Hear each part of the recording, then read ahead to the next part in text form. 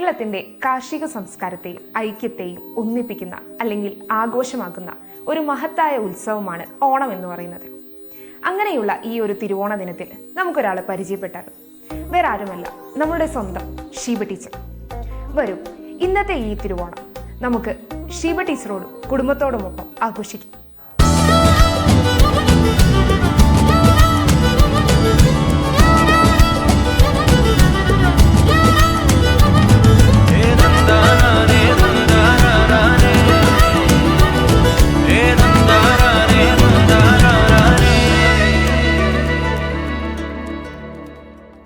സാമൂഹ്യ പ്രവർത്തക എന്ന നിലയിലും രാഷ്ട്രീയ പ്രവർത്തക എന്ന നിലയിലും പൊതുവേദികളിൽ നിറഞ്ഞു നിൽക്കുന്ന ഏറ്റവും സജീവമായിട്ടുള്ള ഒരു ഷീബ ടീച്ചറെയാണല്ലേ നമ്മൾ ഇത്രയും നാളും കണ്ടിട്ടുള്ളത്.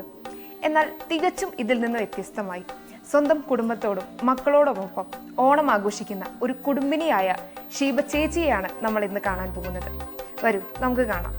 അപ്പൊ ചേച്ചിയുടെ കുടുംബത്തെ ഞങ്ങൾക്കും കൂടി ഒന്ന് പരിചയപ്പെടുത്തി തരും? ഓ, തീർച്ചയായിട്ടും. മസ്ല ഇത് എൻ്റെ അമ്മ, ഇത് ഭർത്താവ്. അമ്മയുടെ പേര് തങ്കമ്മ, ഭർത്താവ് സുരേഷ് ചേട്ടൻ. സുരേഷ് ചേട്ടനെ ബാസിലെ കണ്ടിട്ടുണ്ട്, നന്നായി അറിയാം. അത് എൻ്റെ മൂത്ത മകൾ അമലേന്ദു സുരേഷ്. വർക്ക് ചെയ്യുന്നു, വർക്ക് ഫ്രം ഹോം ആയിട്ട്. ബ്ലോക്ക് ചെയിൻ ഡെവലപ്പറാണ്. എംടെക് സൈബർ സെക്യൂരിറ്റി കഴിഞ്ഞിട്ട് ബ്ലോക്ക് ചെയിനിൽ വർക്ക് ചെയ്യുന്നു. അമലേന്ദു, ഞങ്ങൾ അവളെ സ്നേഹത്തോടെ ചെറിയ തുമ്പി എന്നാണ് വിളിക്കുന്നത്. അത് തുമ്പിയുടെ ഭർത്താവാണ് വിഷ്ണു തമ്പി. വിഷ്ണു IOTയിലാണ് വർക്ക് ചെയ്യുന്നത്. ആള് ഇപ്പോൾ ദുബായിൽ വർക്ക് ചെയ്യുന്നു. അതിൻ്റെ അടുത്തത് എൻ്റെ ഇളയ സഹോദരൻ. ഞങ്ങൾ 4 മക്കളാണ്. അതിൽ 2 ആണുങ്ങളും 2 പെൺകുട്ടികളുമാണ്. അതിലെൻ്റെ മൂത്ത ചേട്ടനുണ്ട്, അതുപോലെ തന്നെ അനിയത്തി. ചേട്ടനും അനിയത്തിയും കോട്ടയത്തും, ഞാനും എൻ്റെ സഹോദരൻ ഇളയ ആളും ഇവിടെ കുമളിയിലുമാണ്. അതിലെ സഹോദരൻ ഇപ്പോൾ വെളിയിലേക്ക് പോയി. സഹോദരൻ്റെ ഭാര്യയാണ് ബിന്ദു എന്നാണ് പേര്. നല്ലൊരു പാചക വിദഗ്ധ എന്ന് പറയാം. ഇപ്പോൾ ഓണത്തിൻ്റെ സദ്യയൊക്കെ വരുമ്പം ഓരോ പ്രാവശ്യവും എന്തെങ്കിലും ഒരു ഐറ്റം ബിന്ദുവിൻ്റെതായ സ്പെഷ്യൽ ഐറ്റം കാണും. പിന്നെ പാചക മത്സരത്തിന് സ്ഥിരമായി പോകുന്ന ഒരാളാണ്. ഫാഷൻ ഡിസൈനിങ്ങും കൂടെ അത്യാവശ്യം എല്ലാ കാര്യങ്ങളും ചെയ്യുന്ന ഒരാള്. പാചകത്തിനെ കുറിച്ച് അദ്ദേഹത്തിനോട് തന്നെ നമുക്ക് കുറച്ച് കാര്യങ്ങളും ചോദിക്കാം. പിന്നെ ലാസ്റ്റ് ഇരിക്കുന്ന ആളാണ് എൻ്റെ ഇളയ മോൾ ദേവേന്ദു സുരേഷ്. ഞങ്ങൾ മാളു എന്നാണ് വിളിക്കുന്നത്. ബിടെക് സിവിൽ കഴിഞ്ഞ് ഇനി എന്ത് എന്നുള്ള രീതിയിൽ എംടെക്കിന് പോകണോ എന്താണെന്നുള്ള രീതിയിൽ നിൽക്കുന്നു. ഇതാണ് ഞങ്ങളുടെ കുടുംബം. ചേച്ചി, ഓണം എന്ന് പറയുന്നത് ഒരു കാർഷികോത്സവമാണല്ലോ. കാർഷിക വൃത്തി ഏറ്റവും കൂടുതലുള്ളത് നമ്മുടെ ഇടുക്കി ജില്ലയിലാണ്, അറിയാലോ. ഞാനൊരു തൃശ്ശൂർ ജില്ലക്കാരി എന്ന നിലയിൽ എനിക്ക് ഇടുക്കി ജില്ലയിലെ ഓണം എങ്ങനെയാണെന്ന് അറിയാൻ ഒരു കൗതുകമുണ്ട്. ചേച്ചി ഒന്ന് പറയാമോ? തീർച്ചയായും. ബാസിലെ ഇപ്പോൾ പറഞ്ഞ പോലെ തന്നെ ഇടുക്കി ജില്ല എന്ന് പറയുന്ന കാർഷിക വൃത്തി കൂടുതലുള്ള ഒരു ജില്ലയാണ്. അതുകൊണ്ട് തന്നെ കർക്കിടക മാസം കഴിഞ്ഞ് വരുന്ന ചിങ്ങമാസത്തിൽ പണ്ടൊക്കെ ആണെങ്കിൽ നെല്ല് കൊയ്ത് പുത്തൻ നെല്ല് വെച്ചാണ് നമ്മൾ ചോറ് ഉണ്ടാക്കുന്നതും. ആ പുതുമയോടുകൂടി ചിങ്ങം എന്ന് പറയുമ്പോൾ നമുക്ക് കേരളീയരെ സംബന്ധിച്ചിടത്തോളം എല്ലാത്തിലും ഒരു പുതുമയാണ്. നമ്മുടെ ആണ്ടുപിറപ്പെന്നാണ് നമ്മൾ ചിങ്ങം 1-നെ സൂചിപ്പിക്കുന്നത്. പ്രത്യേകിച്ച് കർക്കിടകത്തിലെ ആ വലിയ മഴക്കാലം കഴിഞ്ഞതിന് ശേഷം വരുന്ന കുറച്ചൊരു വെയിലും അന്തരീക്ഷം തന്നെ ഒന്ന് മാറി നല്ലൊരു കാലാവസ്ഥ. അപ്പോൾ നമ്മൾ പറയും ഒരു ഓണക്കാലം എന്ന് പറയുന്നതാണ്. അത് ഇടുക്കി ജില്ലയെ സംബന്ധിച്ചിടത്തോളം എല്ലാ സാധനങ്ങളും, ഇപ്പം നെല്ലാണെങ്കിലും അതുപോലെ പച്ചക്കറി, ചേന, ചേമ്പ് തുടങ്ങിയ എല്ലാ സാധനങ്ങളും ഞങ്ങൾ ഇവിടെ തന്നെ ഉൽപ്പാദിപ്പിക്കുന്നതാണ്. അതുകൊണ്ട് തന്നെ എല്ലാം പുത്തൻ സാധനങ്ങൾ വേണമെന്നാണ്. നെല്ല് പോലും പുതുനെല്ലെന്നാണ് പറയുന്നത്. അപ്പോൾ അതിനൊരു പ്രത്യേകതയുണ്ട്. അന്നേരം തന്നെ കൊയ്തെടുത്ത ആ നെല്ല് കുത്തി അരിയാക്കി ആ ചോറാണ് നമ്മൾ ഓണത്തിന് വേണ്ടി എടുക്കുന്നത്. അപ്പോൾ എല്ലാ സാധനങ്ങളും നമ്മൾ മാർക്കറ്റിൽ നിന്ന് ഒന്നും വാങ്ങാതെ ഇവിടെ തന്നെ, ഇപ്പോൾ നിങ്ങളുടെ നാട്ടിൽ ചിലപ്പോൾ വാഴയിലയ്ക്ക് പകരം SKS ആയിരിക്കും. പക്ഷെ ഞങ്ങളുടെ ഇവിടെ വാഴയിലുണ്ട്. ഞങ്ങളുടെ ഇവിടെ അതല്ല, തികച്ചും ഞങ്ങളുടെ തന്നെ തൊടിയിലെ വാഴയിലയും അതുപോലെ തന്നെ ഇവിടുന്ന് ഉണ്ടാകുന്ന പച്ചക്കറികൾ, എല്ലാത്തരം പച്ചക്കറികൾ ഇവിടെയുണ്ട്. അതുപോലെ തന്നെ ചക്കയായിട്ടും ചേനയായിട്ടും കാച്ചിലായിട്ടും എല്ലാം അവിയലും സാമ്പാറും ഒക്കെ ഉണ്ടാക്കുന്നത് നമ്മുടെ തൊടിയിലെ തന്നെയാണ്. ഇതിൽ സദ്യ കഴിച്ചപ്പോൾ അമ്മ എന്നോട് പറഞ്ഞിരുന്നു ഇവിടെ ഉണ്ടായ അതാണ് പഴക്കൊലയാണെങ്കിലും അതുപോലെ ഇവിടെ ചിപ്സ് ഉണ്ടാക്കുന്നത് നമ്മൾ ഒരിക്കലും മാർക്കറ്റിൽ നിന്നല്ല. ഇവിടെ ചക്കയാണെങ്കിലും അതുപോലെ തന്നെ ഏത്തക്കായുടെ ചിപ്സും ശർക്കര വരട്ടിയൊക്കെ നമ്മുടെ സ്വന്തം. അതിൽ ഞാൻ എൻ്റെ കുടുംബാംഗങ്ങളെ പരിചയപ്പെടുത്തുമ്പോൾ ഇതൊക്കെ ഉണ്ടാക്കുന്ന ആളുകൾ നമ്മുടെ കുടുംബത്തിൽ തന്നെയുണ്ട്. പിന്നെ കൂടുതൽ ഓണം എന്നെക്കാളും എൻ്റെ ഓർമ്മയിലെ ഓണം എന്ന് പറയുന്നത് തീർച്ചയായിട്ടും ബാസിലയുടെ ആ ഒരു ഏജിൽ നിന്ന് മാറി ഞങ്ങൾക്ക് കുറേ കാലം മുമ്പുള്ള ഓണം എന്ന് പറയുമ്പം ശരിക്കും ഈ ചിപ്സൊക്കെ കിട്ടുന്നത് ഉപ്പേരി എന്ന് പറയും, അതൊക്കെ ഈ ഓണക്കാലത്ത് മാത്രമായിരുന്നു. അതുകൊണ്ട് തന്നെ നമുക്ക് അന്നത്തെ ഓണത്തിന് ഇപ്പോഴത്തെ ഓണത്തിനേക്കാളും കുറച്ചുകൂടെ പ്രാധാന്യം കൂടുതലാണ്. ഓണം വന്നു കഴിഞ്ഞാൽ എല്ലാ ആഹാര സാധനങ്ങളും ചേർത്തുള്ള ഒരു സദ്യ, അതൊക്കെ ഭയങ്കര ഒരു സന്തോഷം. പിന്നെ പായസം ഒക്കെ ഉണ്ടാക്കുന്നത്, ഇന്നിപ്പം പായസം എന്നൊക്കെ പറയുന്നത് നമ്മൾ റെഡിമെയ്ഡായിട്ട് ഇൻസ്റ്റൻ്റായിട്ട് എപ്പോഴും പായസം കിട്ടുകയാണ്. അന്ന് അങ്ങനെയല്ല, പായസം ഉണ്ടാക്കുന്നതിന് ഒരു വലിയൊരു ആഘോഷമായിട്ടാണ്. അതിവിടെ വിളവെടുക്കുന്ന സമയത്ത്, അല്ലെങ്കിൽ ഞങ്ങളുടെ വലിയൊരു കാർഷിക മേഖലയാണ് കുരുമുളകിന് എടുക്കുന്നത്. അത് തീരുന്ന സമയം ജോലിക്ക് വരുന്ന എല്ലാവർക്കും ഒരു സന്തോഷ സൂചകമായിട്ടാണ് നമ്മൾ പായസം ഉണ്ടാക്കുന്നത്. അങ്ങനെ ഇതെല്ലാം ഉണ്ടാകുന്ന ഒരു കാലഘട്ടം എന്ന് പറയുന്നത് ഓണക്കാലമാണ്. അപ്പോൾ അതൊരു വളരെ സന്തോഷം. അത്തപ്പൂക്കളം എല്ലാ ദിവസവും അത്ത വിടുന്നു. അത്തം തുടങ്ങി 10 ദിവസവും അത്ത വിടുന്ന ഒരു സമ്പ്രദായം. അതിൻ്റെ പൂക്കളൊന്നും ഇന്ന് പല പൂക്കളും നമ്മൾ വെളിയിൽ നിന്ന് വാങ്ങുവാണ്. പക്ഷെ അന്ന് അങ്ങനെയല്ല, നമുക്കിവിടെ തന്നെ എല്ലാ പൂക്കളും ഉണ്ട്. ഇപ്പോൾ ചെമ്പരത്തിപ്പൂവൊന്നും അധികം കാണാൻ പോലും ഇല്ല. അന്ന് ചെമ്പരത്തിപ്പൂവായിട്ടും തുമ്പപ്പൂവായിട്ടും കൊങ്ങിണിപ്പൂവായിട്ടും ഒക്കെ ഇഷ്ടം പോലെ പൂക്കളുണ്ടായിരുന്നു. അതെല്ലാം അന്നന്ന് തന്നെ തൊടിയിൽ നിന്ന് കൊണ്ടുവന്ന് നമ്മൾ ആ മുറ്റത്ത് ചാണകം മെഴുകും. ഇന്നിപ്പോൾ എല്ലാവരും ടൈലൊക്കെ ഇട്ട തറയിലാണ് ഇടുന്നത്.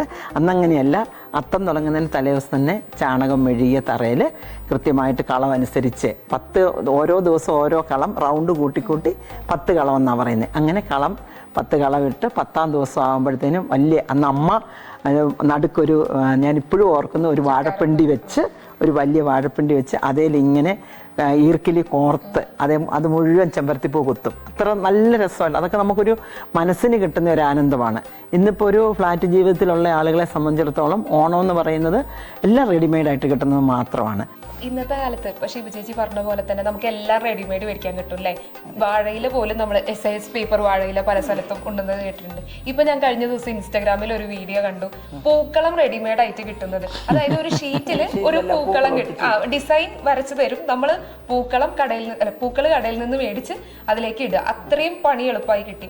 അപ്പോൾ അതാണ് ഇന്നത്തെ കാലത്തെ ഓണം എന്ന് പറയുന്നത്. അമ്മയുടെ കാലത്തെ ഓണം എങ്ങനെയായിരുന്നു? കുറച്ചും കൂടെ ഇതിൽ നിന്ന് വ്യത്യസ്തമായിട്ട്. ഇപ്പൊ ഷീബ ചേച്ചി ചെറിയൊരു ഓർമ്മയിൽ പറഞ്ഞു, എല്ലാം സ്വന്തം വീട്ടിൽ നിന്ന് കളക്ട് ചെയ്ത് ഉണ്ടാക്കുന്ന ആ ഒരു ഓണസദ്യയും അതുപോലെ തന്നെ പൂക്കളവും, അതിനെ കുറിച്ചൊരു എക്സ്പീരിയൻസ് പറയാം. എൻ്റെ ചെറുപ്പത്തിലെ ഓണം എന്ന് പറഞ്ഞാൽ അതിന് ഒത്തിരി സവിശേഷതകളുണ്ടായി. കാരണം ഈ കർക്കിടക മാസം നമ്മുടെ നാട്ടിൽ എല്ലാം ഇപ്പോഴത്തെ പോലെ അല്ല, അന്ന് മുഴുവൻ ദിവസങ്ങളും മഴയാണ്, മഴ കൂടുതലാണ്. അത് കഴിയുമ്പോൾ അത് പഞ്ഞമാണ്. അന്നേരം മഴയുടെ ആധിക്യം കൊണ്ടും പിന്നെ തൊഴിലില്ല, ജോലിയില്ല, ശമ്പളമില്ല. അപ്പോൾ ഈ എല്ലാവർക്കും തന്നെ പട്ടിണിയാണ്. പട്ടിണിയുടെ സമയത്ത് നമുക്കൊരു ഓണം വരുന്നത് എല്ലാവർക്കും വളരെ സന്തോഷത്തോടെയാണ് വരവേൽക്കുന്നത്. അങ്ങനെ ആ ഓണം വരുമ്പോൾ രാവിലെ എഴുന്നേറ്റ് പിള്ളേരൊക്കെ കൂടെ വരുന്ന പൂക്കളം ഇടുന്നു. പൂവെന്ന് പറയുമ്പോൾ നമ്മുടെ വീട്ടിൽ തന്നെ ചെമ്പരത്തി തന്നെ 3-4 സൈസ് കാണും.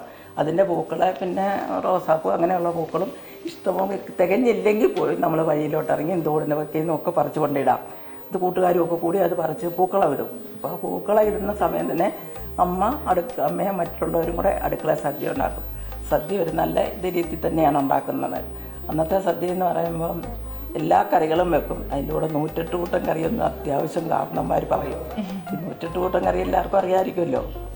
108 കൂട്ടം കറി എന്ന് പറഞ്ഞാൽ അത് ഇഞ്ചിക്കറിയാണ്. അത് മസ്റ്റായിട്ട് നമുക്കത് വേണം, അതുണ്ട്. അങ്ങനെ അത് കഴിഞ്ഞാൽ പിന്നെ പായസം ഇതെല്ലാം ഉണ്ടാവും.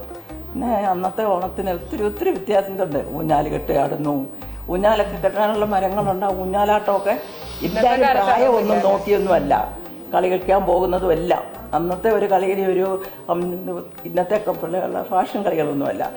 കിളി കളിക്കുക എന്ന് പറയും ആണുങ്ങളൊക്കെ. കിളി അത് എനിക്കൊന്ന് ഈ കബഡിയുടെ ഒരു വകഭേദമാണോ എന്ന് എനിക്കറിയത്തില്ല. എൻ്റെ ആങ്ങളമാരെല്ലാവരും എൻ്റെ അച്ഛനും അമ്മയും വീട്ടുകാരടുത്തതാണ്. അപ്പോൾ അവിടുത്തെ എല്ലാ പിള്ളേരും കൂടെ വരും. മുറ്റം ഇച്ചിരി വലുതുള്ളടത്ത് എല്ലാവരും കൂടെ വന്നിട്ട് ഈ കിളി കളിക്കും, നാടൻ പന്ത് കളിക്കും. പെണ്ണുങ്ങളെല്ലാം കൈയൊട്ടി കളിയും തിരുവാതിര കളി. പിന്നെ ഒരു കളിയുണ്ട് തുമ്പിതുള്ളൽ. ഒരാളെ തുമ്പിയായിട്ട് നമ്മൾ നടുക്കിരുത്തും. ചുറ്റും നിന്നും എല്ലാവരും കൈ കൊട്ടി തുമ്പിയുടെ ചെവിയിലേക്ക് പാട്ടൊക്കെ പാടി അത് കുറച്ച് കഴിയുമ്പോൾ തുമ്പി എഴുന്നേറ്റ് തുള്ളും. കണ്ടിട്ടുള്ള കേട്ടോ, അത് കണ്ടിട്ടുണ്ടായി. പിന്നെ എല്ലാവരും ഇങ്ങനെ ഓണത്തിന് വരുമ്പോഴത്തേക്കും വീട്ടിലെല്ലാവരും നമ്മുടെ ആൾക്കാരെല്ലാം വരും. കെട്ടിച്ച് വിട്ട ചേച്ചിമാരും അച്ഛൻ്റെ പെങ്ങന്മാരും എല്ലാവരും വരുന്നുണ്ട്. അന്നത്തെ ഓണത്തിന് പറയുന്ന 5 ഓണം ഒരു കൊഞ്ചോണം എന്നാണ്. 5 ഓണം എന്ന് പറയുന്നത് എനിക്കൊന്ന് പൂരാടം തൊട്ട് ചതയം വരെ ആയിരിക്കും. ആ ചതയം വരെ നമ്മൾ ഓണം കഴിയുമ്പോൾ ഓരോ ദിവസം തിരുവോണത്തുനിന്ന് നമ്മളുണ്ടാക്കുമ്പോൾ ഒത്തിരി കറികൾ നമുക്ക് മിച്ചം വരും. ആ കറികളെ കുറേശ്ശെ എടുത്ത് എല്ലാത്തിൽ നിന്നും എടുത്തൊരു പാത്രത്തിൽ ഫ്രിഡ്ജൊന്നും ഇല്ല. അപ്പോൾ ഈ പാത്രത്തിലെടുത്ത് അത് സ്റ്റോർ ചെയ്ത് വെക്കും. അത് 2-3 ദിവസത്തേക്ക് ഇങ്ങനെ വെച്ചേക്കുക. അത് ഞാനൊരു 4 വർഷം മുമ്പേ നടൻ ബാലേന്ദ്ര മേനോൻ പറയുന്നു. അപ്പോൾ എൻ്റെ ചെറുപ്പത്തിലെ ഞാനിത് കണ്ടിട്ടുണ്ട്, കഴിച്ചിട്ടുമുണ്ട്. ആദ്യം കഴിക്കാൻ മടിയുണ്ടെങ്കിലും എനിക്ക് പിന്നെ എൻ്റെ ടേസ്റ്റ് നല്ലതാണ്. അപ്പോൾ അങ്ങനെ ബാലേന്ദ്ര മേനോൻ പറയുക, ഞങ്ങൾ കാടിയോണം വെക്കുമെന്ന്. ഇതെൻ്റെ അമ്മ വെച്ച് തന്നാണല്ലോ എന്ന് ഞാൻ അപ്പോൾ ഓർത്തു. അത് കഴിഞ്ഞ വർഷം ലക്ഷ്മി നായർ പുള്ളിക്കാരി പറയുന്നു അവരും കാടിയോണം വെക്കുന്നത്. ഇച്ചിരി വ്യത്യാസമുണ്ട് ഞങ്ങളുടെ അവിടെ വെക്കുന്നതും ഇവർ പറയുമായിട്ട് ഇച്ചിരി വ്യത്യാസമുണ്ട്. ഞങ്ങളുടെ അവിടെ വെക്കുന്നത് ഇങ്ങനെ ഓരോ ദിവസത്തെയും കറികൾ വെച്ച് അത് മിച്ചതായത്തിൽ എടുത്ത് വെച്ചിട്ട് അത് വളച്ചൊന്നും പോകത്തില്ല കേട്ടോ.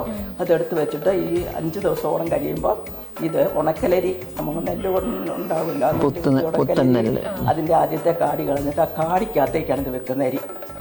കാടി എടുത്ത് ആ വെള്ളം തിളയ്ക്കുമ്പോൾ അതിൽ അരി ഇടും. അപ്പോൾ അതിന് പ്രത്യേക ടേസ്റ്റ് അവർ ഒത്തിരി ഗുണമുണ്ട്. അത് കഴിയുമ്പോൾ ഈ അരി വെന്ത് വരുമ്പോൾ ഈ എടുത്ത് വെച്ച കറികളൊക്കെ അതിനകത്ത് ഒഴിക്കും. പിന്നെ തേങ്ങാപ്പാലും ജീരകവും എല്ലാം കൂടെ ചേർത്ത് ഒരു പ്രത്യേക ടേസ്റ്റ്. വേകുന്ന സമയം അതിന് നല്ലൊരു വാസനയാണ്. അത് പിന്നെ വേവിക്കുമോ? അതിങ്ങനെ അരി വേകണമല്ലോ, ഉണക്കലരി വേകണം. അപ്പോൾ ഇത് അതിനകത്ത് പിന്നെ അരി വെന്ത് കഴിയുമ്പോൾ ചോറായി വരുമ്പോൾ ഇത് വിട്ട് നല്ലപോലെ ഇളക്കണം, അല്ലെ ചോട്ടി പിടിക്കും. എന്നിട്ട് അതിന് നല്ലൊരു വാസന വരുക. ഞാൻ അന്ന് കഴിക്കുന്ന ഇതുപോലെ സ്പൂണൊന്നും കൊണ്ടല്ല, എല്ലാവരും പ്ലാവില അതുകൊണ്ടാണ് കഴിച്ചോണ്ടിരിക്കുന്നത്.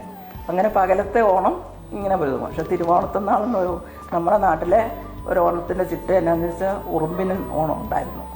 ഉറുമ്പുകൾക്ക് പോലും ഓണമാണ് പറയുന്നത്. അത് മുടങ്ങാതെ ചെയ്യും. അല്ലേ അത് എല്ലാവർക്കും ഓണം ഉണ്ടെന്നുള്ളതാണ്. ഓണം ഉണ്ടെന്ന് തന്നെയല്ല, നമ്മൾ ഉറുമ്പിന് ഓണം കൊടുക്കുക.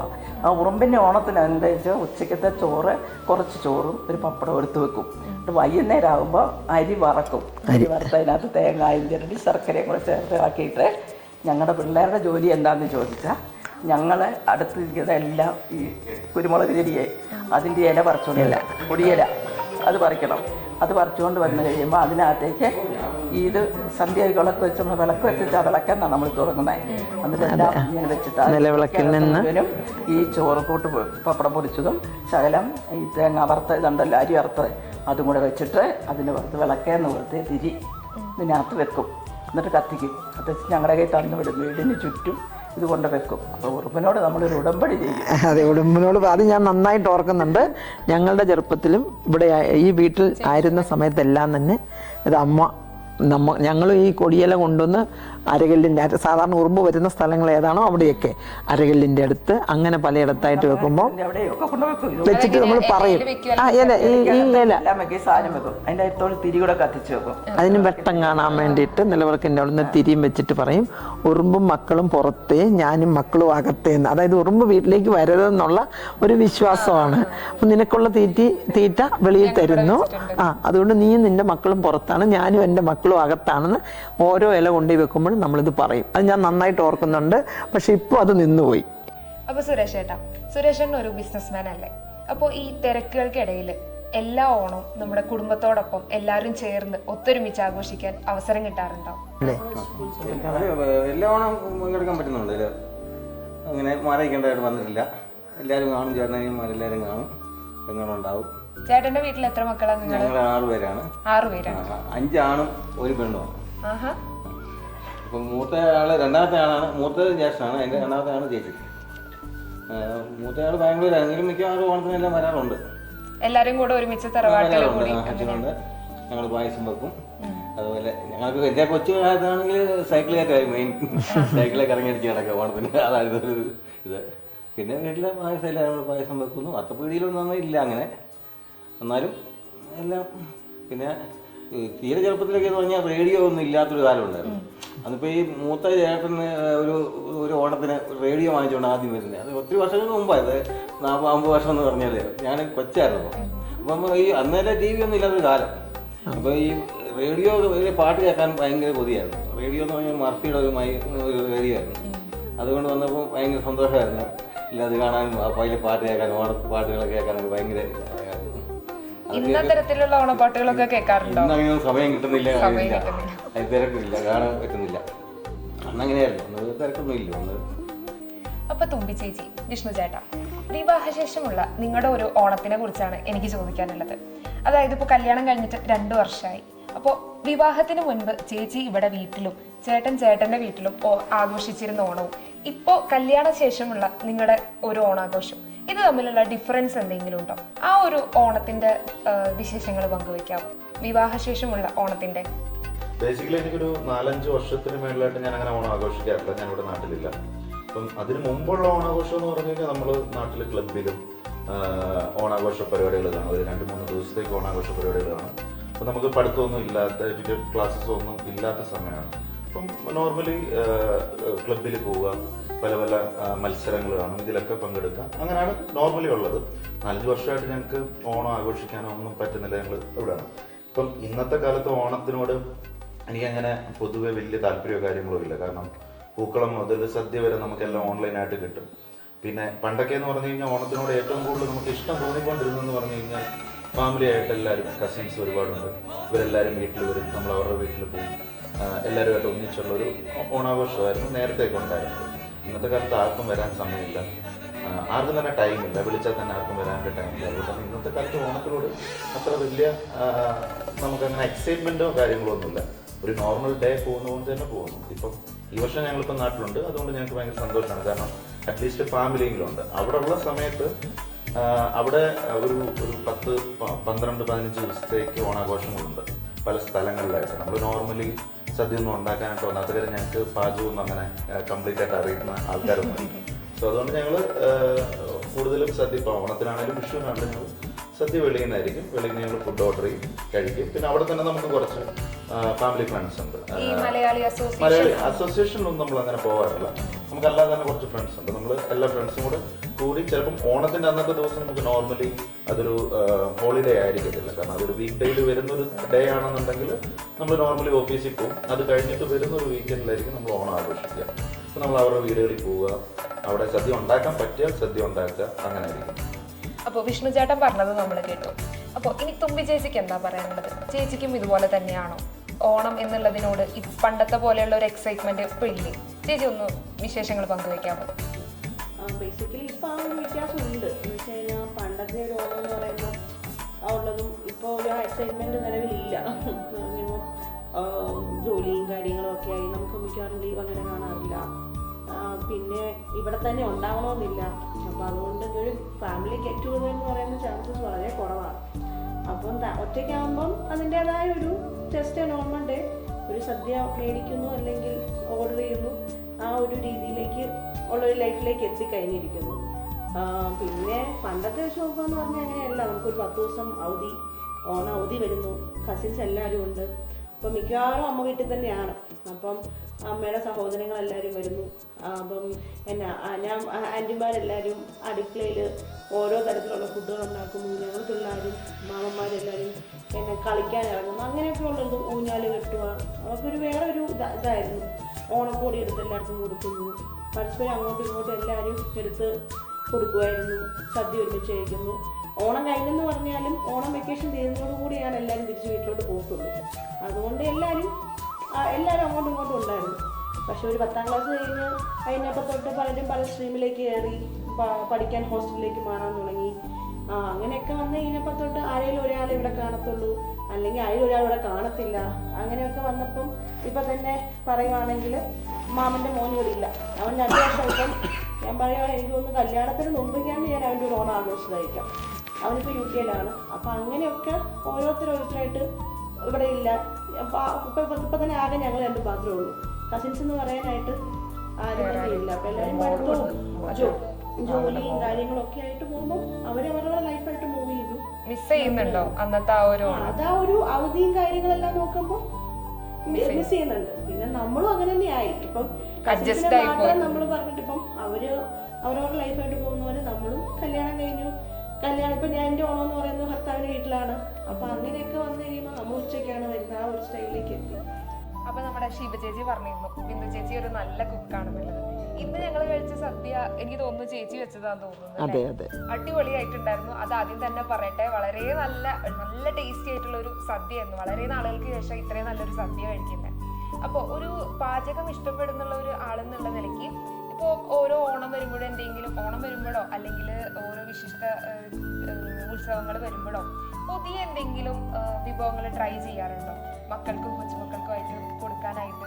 എനിക്ക് വലിയ ഇഷ്ടമാണ് കുക്ക് ചെയ്യാൻ. എൻ്റെ ശിവചേച്ചി പറഞ്ഞ പോലെ പാചക മത്സരത്തിനൊക്കെ പോകുമ്പോൾ ഒത്തിരി സപ്പോർട്ട് ശിവചേച്ചിയുടെ ഭാഗത്തു നിന്നാണ് എനിക്ക് കിട്ടിയേക്കുന്നത്.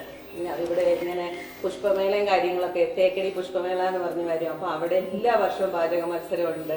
അപ്പോൾ ശിവചേച്ചി ഭയങ്കര സപ്പോർട്ട് തരും. ശിവചേച്ചി, മാളു, തുമ്പി ഇവരെല്ലാവരുമാണ് എനിക്ക് സപ്പോർട്ട്. എനിക്ക് ചെയ്യാൻ ഭയങ്കര ഇഷ്ടമാണ്, ഫുഡൊക്കെ ഉണ്ടാക്കാൻ ഭയങ്കര ഇഷ്ടമാണ്. അപ്പോൾ എന്നെ ഇങ്ങനെ സപ്പോർട്ട് ചെയ്ത് കൊണ്ടുപോകാൻ ഇവർ പുറയുന്നുണ്ട്. അതുകൊണ്ട് എനിക്ക് ഓണമൊക്കെ വരുമ്പോൾ എന്തെങ്കിലും ഒരെണ്ണം സ്പെഷ്യലായിട്ട് ഉണ്ടാക്കണമെന്ന് തോന്നും. അപ്പോൾ അങ്ങനെ ചെയ്യും.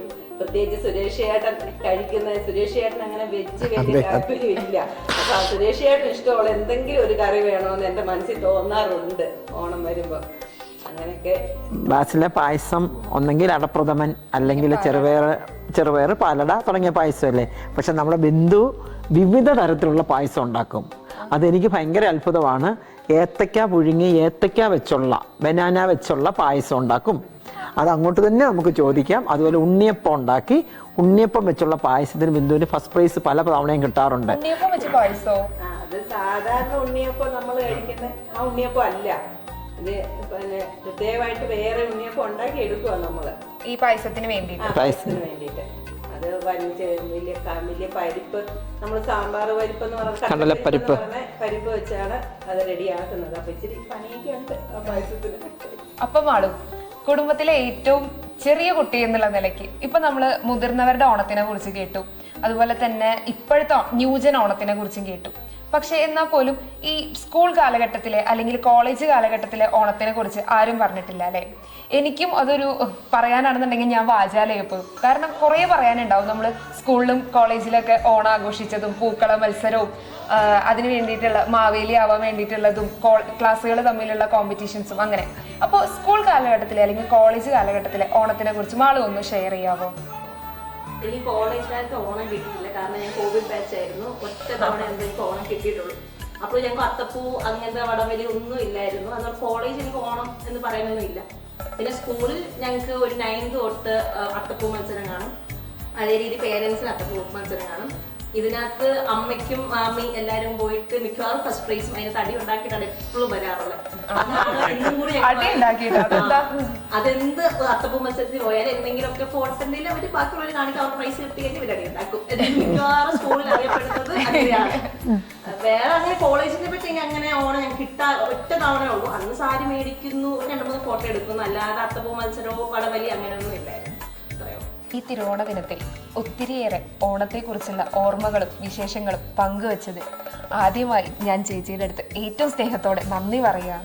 ബാസില, ഞാൻ ഈ അവസരത്തിൽ തിരിച്ച് ബാസിലയോടാണ് നന്ദി പറയുന്നത്. കാരണം ഈ ഒരു തിരുവോണ ദിനത്തിൽ നിങ്ങൾ ഇത്രയും ദൂരം സഞ്ചരിച്ച് ഇവിടെ വരികയും ഞങ്ങളുടെ കുടുംബത്തിനോടൊപ്പം ചേർന്ന് നല്ലൊരു ഓണം, ആ ഒരു ഒരുമയോട് കൂടിയുള്ളൊരു ഓണം. ഓണാഘോഷം എന്ന് പറയുന്നത് ഒത്തൊരുമയാണ്. ആ ഒത്തൊരുമ ശരിക്കും ഇന്നിവിടെ ഉണ്ടാക്കി തന്നത് നിങ്ങളാണ്. അത് ബാസിലോടാണേലും കുക്കുവിനോടും അർജുനോടും കിരണിനോടുമുള്ള ഞങ്ങളുടെ കുടുംബത്തിൻ്റെ നന്ദി ഞാൻ പറയുകയാണ്. അതിലുപരി എല്ലാവർക്കും ഒരു നല്ലൊരു ഓണം, 2024 ഓണം എല്ലാവർക്കും നല്ലൊരു ഓണം ആകട്ടെ എന്ന് പ്രാർത്ഥിക്കുകയാണ്. പ്രത്യേകിച്ച് ബാസിലേക്കും ബാസിലയുടെ ടീമിനും ഞങ്ങളുടെ കുടുംബത്തിൻ്റെ എല്ലാവിധ ഓണാശംസകളും അറിയിക്കുകയാണ്. നന്ദി, നമസ്കാരം.